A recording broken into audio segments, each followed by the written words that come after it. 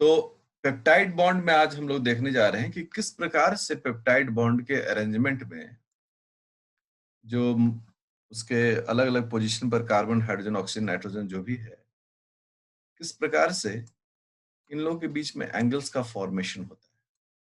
क्योंकि मैंने पहले ही कहा कि पूरा जो यूनिवर्स है तो एनर्जी के कॉन्सेप्ट पर चलता है। अगर एनर्जी समझ में आए तो फिर बातें समझ में आनी शुरू हो जाती है। ठीक है ना?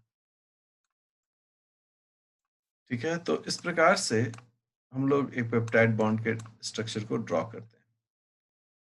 यहाँ पर हमारा साइड चेन है, अल्काइल ग्रुप। ये भी अल्फा कार्बन है, तो ये भी साइड चेन हो गया, अल्काइल ग्रुप। ठीक है, तो इस प्रकार से हम इस डायग्राम को ड्रॉ करते हैं। इट्स वेरी कॉमन, आप सब लोग ड्रॉ इस डायग्राम को करते रहे होंगे। आप सब इस डायग्राम को जानते हैं, बनाते हैं, अच्छी बात है। तो जब इस डायग्राम को हम लोग बनाते हैं और मैं बड़ा एकदम सिंपल सा एग्जांपल लेकर चलता हूँ ताकि आप सब चीज़ों को खूब बढ़िया से तल्लीनता से समझे। जब छोटी-छोटी बात समझ में आती है तो बड़ी बड़ी बातें खुद ब खुद समझ में आती हैं। तो इसमें मैंने एक बात आप लोगों के साथ शेयर किया था, वो ये था कि जो पेप्टाइड बॉन्ड है उस पर पार्शियल डबल बॉन्ड बनने का चांस रहता है। अर्थात इसमें क्या होता है कि जो कार्बोक्सिल ग्रुप पर डबल बॉन्ड O है, ये यहाँ शिफ्ट कर सकता है।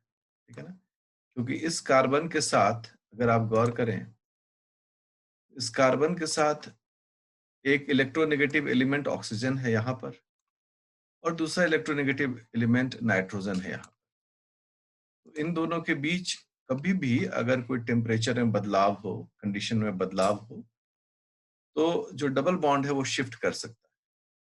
और इसीलिए हम कह रहे हैं यहाँ पर, कि यहाँ पर पार्शियल डबल बॉन्ड जो है, क्या कहा जाता है इसको? Partial double bond.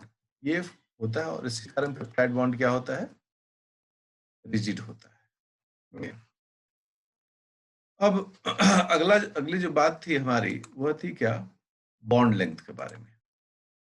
सर आपने कहा था कि हर एक बॉन्ड की लंबाई एक फिक्स लंबाई होती है, एक ऑप्टिमम कंडीशन पर, है ना? मैं हमेशा बोलता हूँ इस चीज़ों को मैं बहुत कई बार मैं जब विद्यार्थियों के साथ शेयर करता हूँ, मैं हमेशा बोलता हूँ कि बॉन्ड लेंथ जो है वो हम लोग जब भी पढ़ते हैं तो हमें एक चीज़ बताया जाता है। क्या बताया जाता है?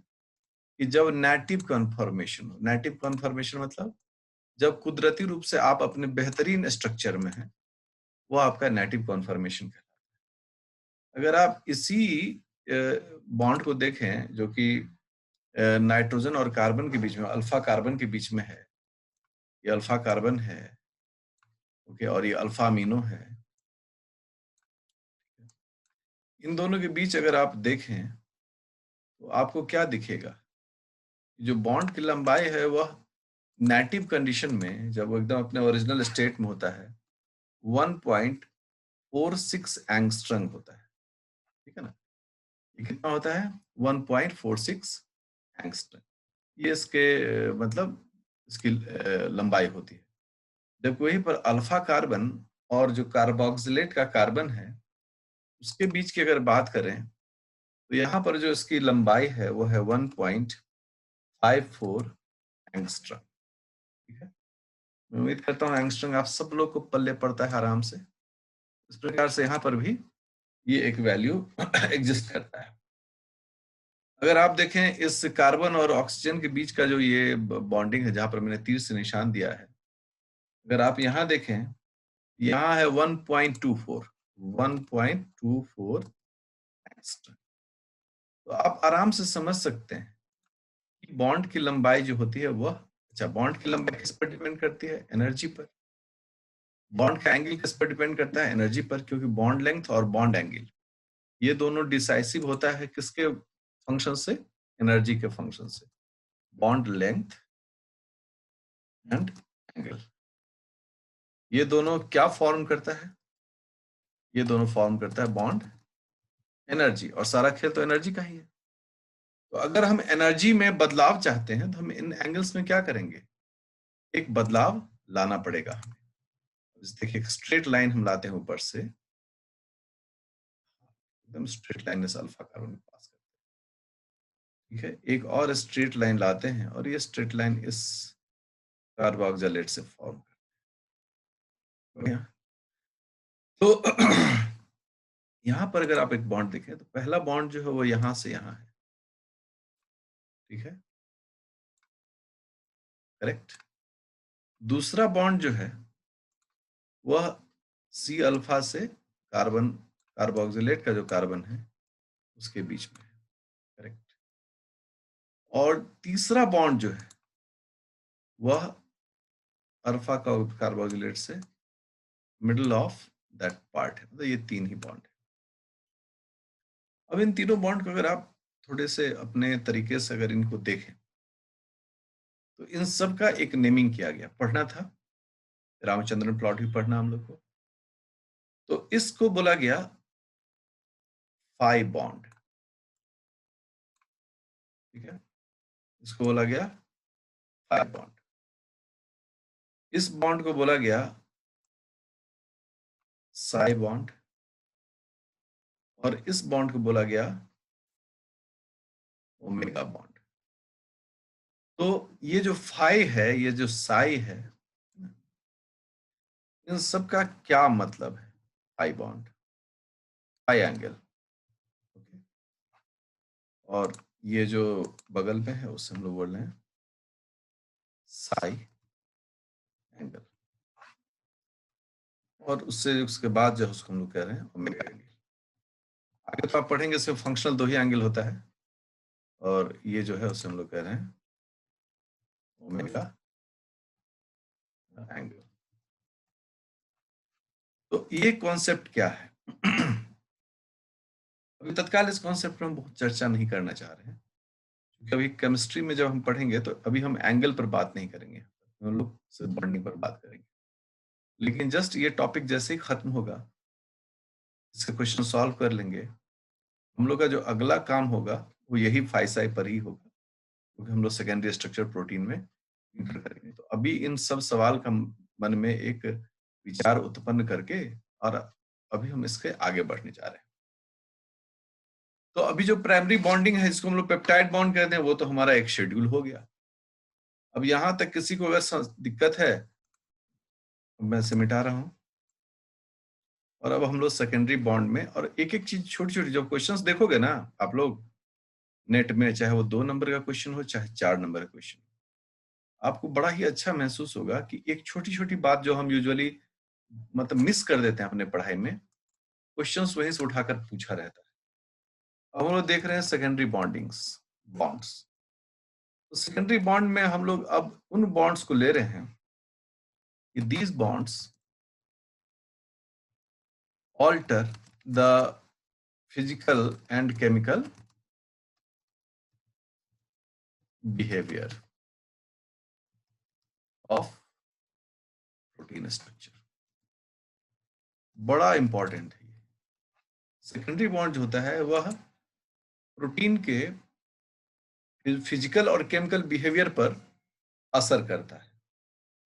ऐसे तो बहुत सारे बॉन्ड हैं, जो सबसे पहला बॉन्ड है उसको हम लोग बोलते हैं डाइसल्फाइड बॉन्ड। सब लोग पढ़े होंगे इस बॉन्ड के बारे में, बहुत ही बायोलॉजी में ये पॉपुलर बॉन्ड है, और प्रोटीन के स्ट्रक्चर में इस बॉन्ड का बहुत इज्जत है।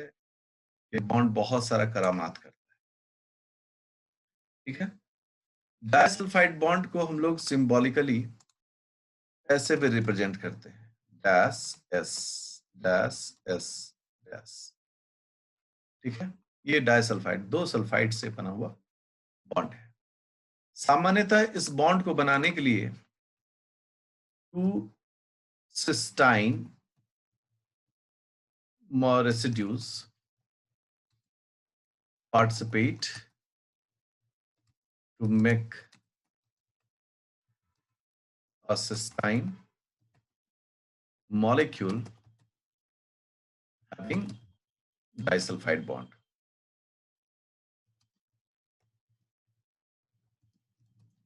बड़ा सामान्य लहजा में कहा गया है, 2 सिस्टाइन रेसिड्यूज जो हैं, वो 2 सिस्टाइन रेसिड्यू आपस में जुड़ते हैं और जुड़कर एक सिस्टाइन बनाते हैं, ठीक है ना? सी वाई यहाँ, हाँ, आप लोग मत लिखिए, हमें को लिखने दीजिए। हाँ, और इसमें सिस्टाइन में स्पेलिंग एरर है, ठीक है ना? सी वाई एस यहाँ छूट गया है, एस लिख लीजिए, सिस्टाइन, ओके? तो स्पेलिंग भी देखेंगे तो यहाँ पर देखिए टी ई है, जबकि यहाँ पर सीधे टी आई एन ई है। अब इसको अगर हम लोग समझने की कोशिश करें तो कैसे ये हम समझते हैं इसको, कि एक सिस्टाइन मॉलिक्यूल को हम लोग बनाते हैं।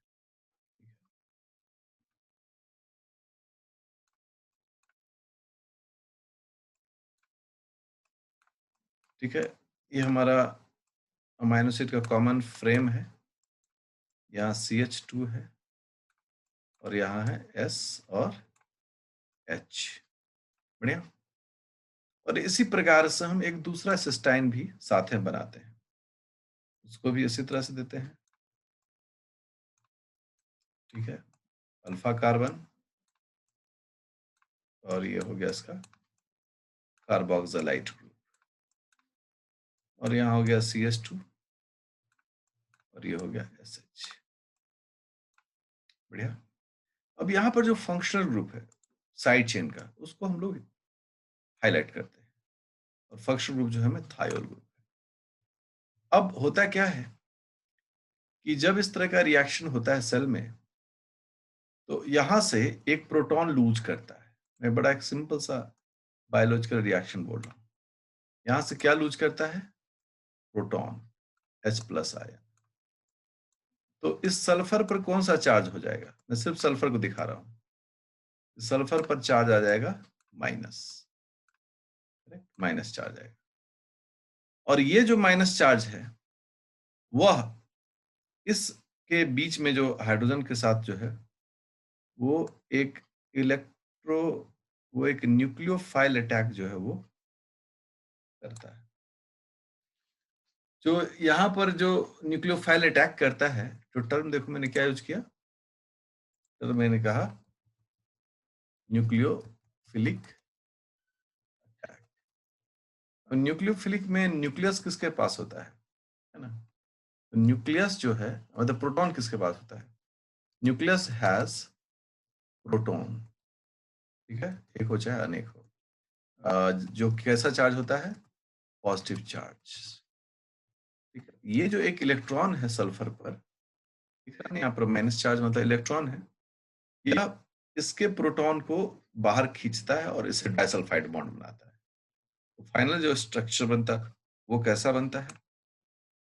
वो इस प्रकार से बनता है। मैं दोबारा इस पूरे स्ट्रक्चर को नहीं बना रहा हूँ, मैं बड़ा सिंपल सा लैंग्वेज चल रहा हूँ।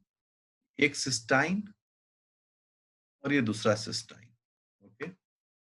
इसका CH2, इसका भी CH2, कॉमन स्ट्रक्चर है। और ये इसका सल्फर और ये इसका सल्फर, और एक बॉन्ड बन गया, और प्लस क्या निकला? दो प्रोटॉन, मतलब दो हाइड्रोजन, दो प्रोटॉन प्लस दो इलेक्ट्रॉन निकलता है। हम दो हाइड्रोजन करके ही लिखते हैं। अब आप देखिए यहाँ जो ये बॉन्ड है, यह कौन सा बॉन्ड है? कहेंगे सर ये तो निश्चय ही डाइसल्फाइड बॉन्ड है। और इस प्रकार से क्या होता है? Dimer of cysteine is formed, और इस डाइमर का क्या नाम होता है? सिस्टाइन, सिस्टीन, इसका नाम होता है सिस्टीन। और ये दो हाइड्रोजन जो है यह इसका बाय प्रोडक्ट है। और अब समझ लो कि एक सेल में हाइड्रोजन कितना इंपॉर्टेंट रोल अदा कर सकता है। सर बहुत इंपॉर्टेंट रोल कर सकता है। कोई भी सेल में जो हाइड्रोजन है वो कहाँ से आया है? अगर आपसे कोई पूछता है इस सेल में हाइड्रोजन कहाँ से आया है, तो हम लोग कहते हैं कि पानी से आया है।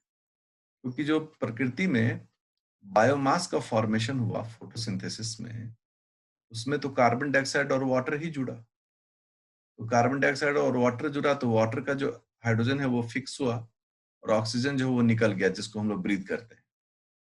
तो हमारे सेल में कोई भी अगर हाइड्रोजन है, उसका सोर्स है वाटर, और कोई भी कार्बन है उसका सोर्स है कोई भी कार्बन है उसका सोर्स है कार्बन डाइऑक्साइड। नेचर इसी रूप में हमको देता है और हमसे भी इसी रूप में वापस लेता है। क्योंकि जब हम किसी ग्लूकोज को जलाते हैं, उसे कार्बन, हाइड्रोजन, ऑक्सीजन, तो हम भी उसी रूप में लौटाते हैं, वाटर एंड कार्बन डाइऑक्साइड। ठीक है? जो एनर्जी हमको मिलता है इसको फिक्स करने में फोटोसिंथेसिस में, यहाँ वही एनर्जी टूटकर बाहर निकलता है। जो सिस्टम है वह एक साइक्लिक सिस्टम है कि साइकिल में ही सारा काम होगा। इस प्रकार से एक महत्वपूर्ण डाइसल्फाइड बॉन्ड का फॉर्मेशन होता है।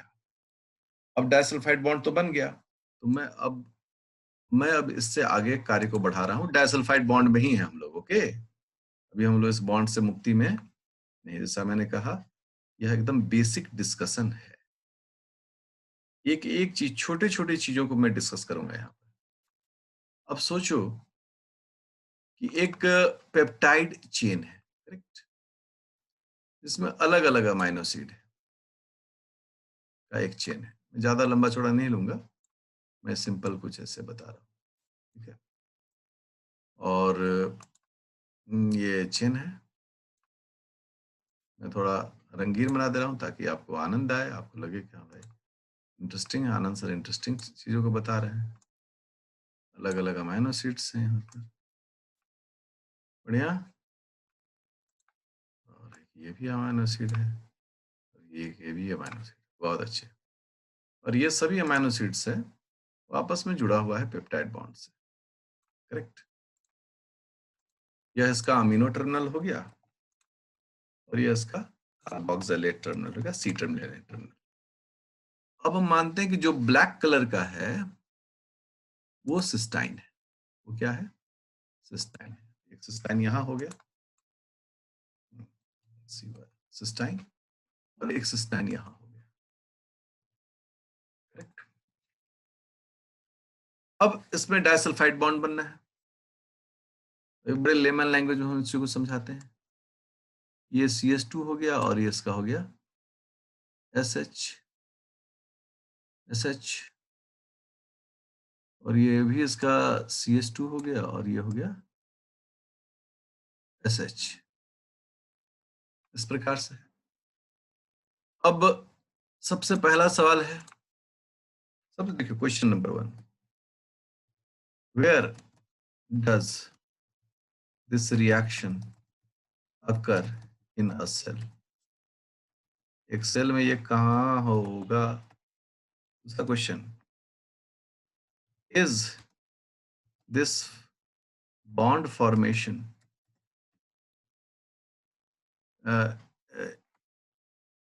या डज दिस कर देते हैं, ठीक है ना? Does this bond formation need any enzyme? पहला। तीसरा क्वेश्चन, डज DNA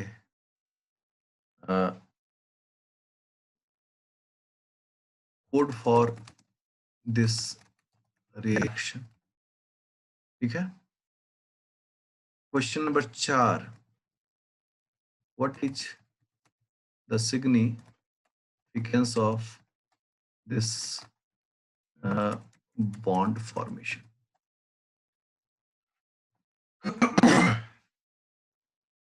हो गया, क्वेश्चन तो अच्छे अच्छे आ गए भाई। अच्छा, आप लोग भी अपने कॉपी में ना इन क्वेश्चंस को जरूर लिखें, ठीक है ना? क्योंकि यही जो क्वेश्चंस हैं और इसके जो आंसर्स हम लोग पिकअप करेंगे ना, तो कहते हैं ना कि दिमाग की घंटी बज जाती है, तो दिमाग का घंटी बज जाएगा टन और खुल जाएगा। अरे अच्छा, ये बात है। सबसे पहला जो सवाल है, सबसे पहला सवाल का जवाब है कि मोस्टली इन एंडोप्लाज्मिक रेटिकुलम। सबसे पहला क्वेश्चन में क्या जवाब है भाई? क्वेश्चन नंबर तो इसे हम सिर्फ क्यों ही लिख दिए हैं, लेकिन हम वन मान के चल रहे हैं।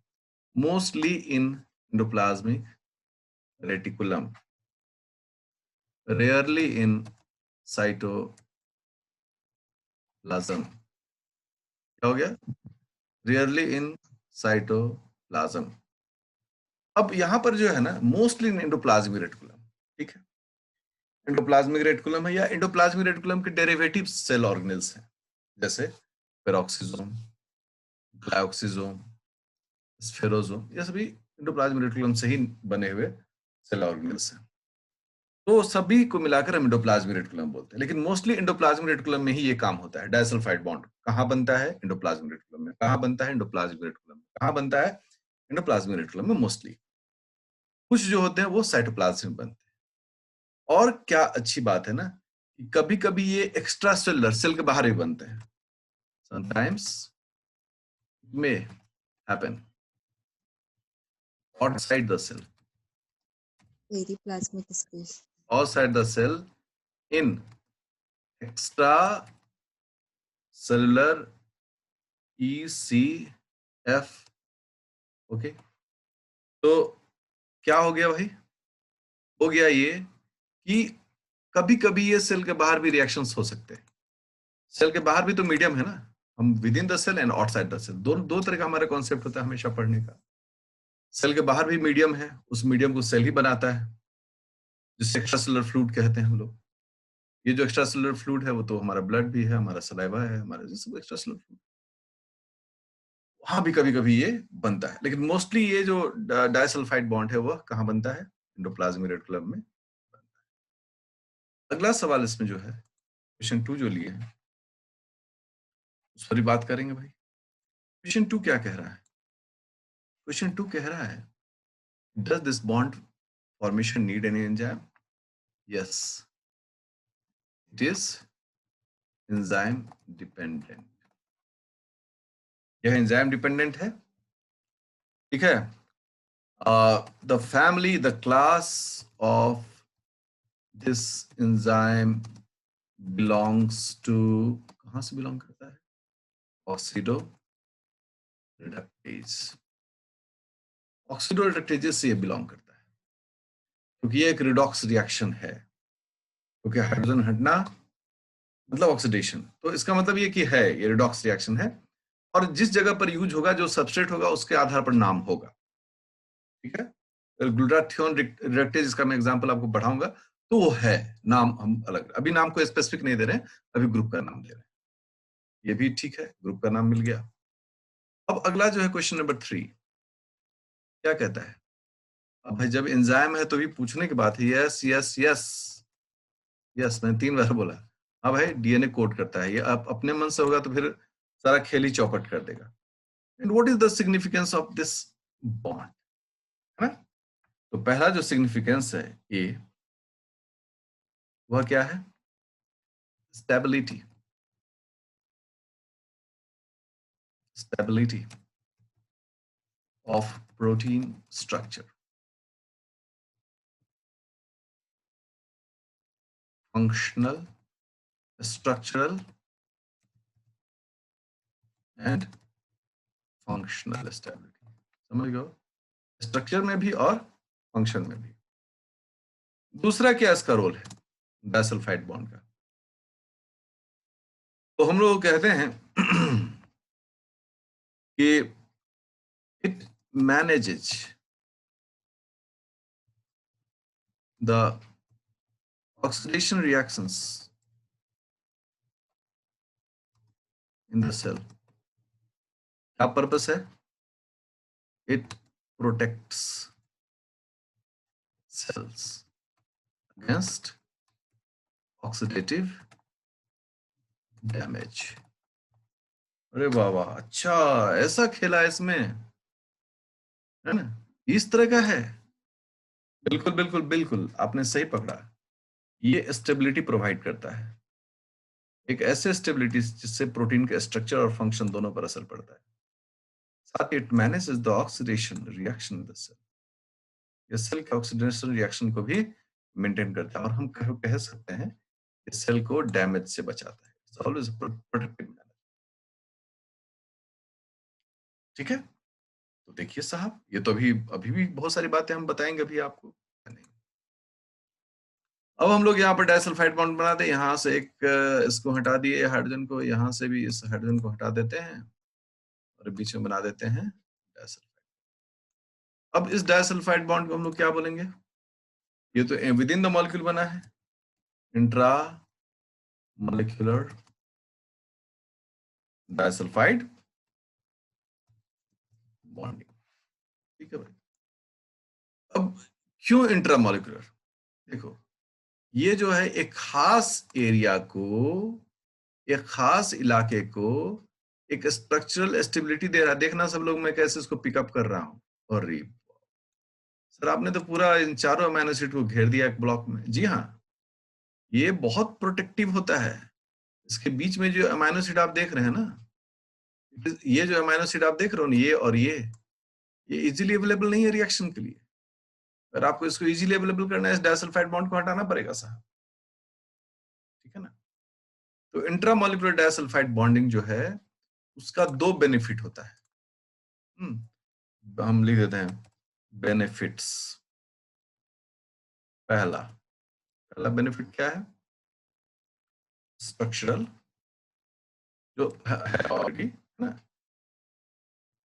स्टेबिलिटी। और दूसरा स्ट्रक्चर क्या है?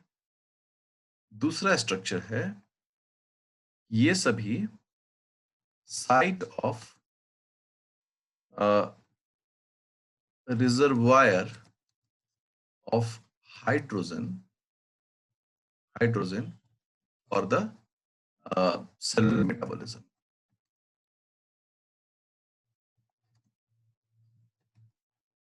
ओके सर, आप क्या बोले हैं यहाँ पर, थोड़ा हमको समझाइए। बिल्कुल, पहला तो स्ट्रक्चरल स्टेबिलिटी है, इसकी मैंने चर्चा करी। और दूसरा मैंने क्या कहा, यह हाइड्रोजन को भी अपने पास रखने के लिए यह सेलुलर मेटाबॉलिज्म में पार्टिसिपेट करता है। बोला सर, ये हाइड्रोजन अपने पास रखेगा, क्या करेगा उस हाइड्रोजन को पास में रखकर? क्यों करेगा उस हाइड्रोजन को पास में रखकर? ठीक है, तो मैं इस स्ट्रक्चर में एक बार फिर से खेलता हूं। आप लोग सब लोग ध्यान दीजिएगा, ये मैंने हटा दिया इसको, ये मैंने इस बॉन्ड को हटा दिया। और अब बताओ मैं क्या लिखूंगा यहाँ पर? सर अब तो आप यहाँ पर हाइड्रोजन लिखने वाले हैं। अभी यहाँ पर एक मुन्ना कुमार चुन्नू है, ठीक है ना, ये मुन्ना कुमार चुन्नू है, पहचान गए इनको? ये मुन्ना कुमार चुन्नू जो हैं, इनको हाइड्रोजन चाहिए, उदास बैठे हुए हैं। इनका कहना है कि आई वांट हाइड्रोजन। तो अब हाइड्रोजन तो हम सब जानते हैं कि यहाँ से आता है वाटर से। तो वाटर का अपना एक पाथवे है बॉडी में भाई, वाटर थोड़े है एकदम मतलब ऐसे कि आप जब चाहिए मिल जाइए। तो इनको तत्काल हाइड्रोजन चाहिए। तो क्या होगा, सब समझ गए, पकड़ लिए सब लोग? जी सर, हम लोग तो सब पकड़ लिए। और क्या पकड़े कि सर यहाँ से जो हाइड्रोजन है, ये इसको मिल जाएगा। यहाँ से जो हाइड्रोजन है, ये इसको मिल जाएगा। और जैसे हाइड्रोजन मिलेगा तो यहाँ क्या बन जाएगा जी? Disulphide bonds. और जब इनका काम हो गया, इन्होंने कहा भाई मेरा काम हो गया, मैं हाइड्रोजन लौटाना चाहता हूं, तो लौटा दीजिए हजूर। बात समझ में आ रही है?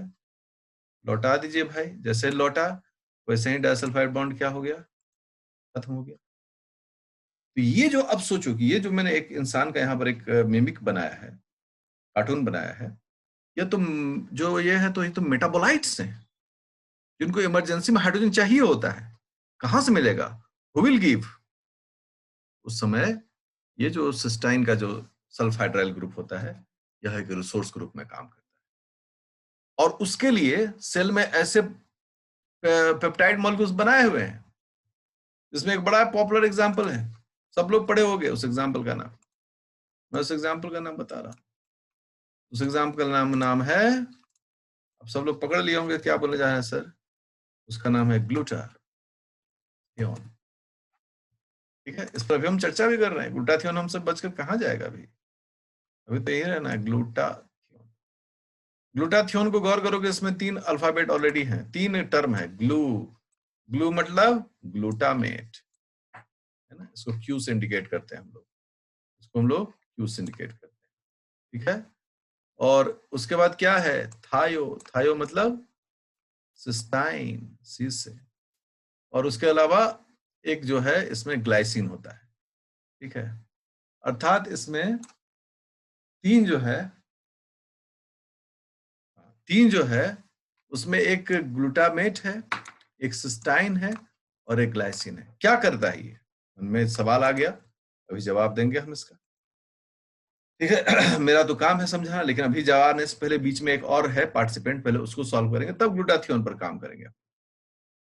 और तब आप देखिएगा कि आपको बहुत मजा आएगा, और आपको मतलब ये सब चीज समझ में आएगा ना, आखिर ये सब क्यों हम पढ़ते हैं, क्यों ये चीज बायोलॉजिकल साइंस में है, क्यों ऐसे ही आ गया, या ऐसा कुछ और भी मकसद है?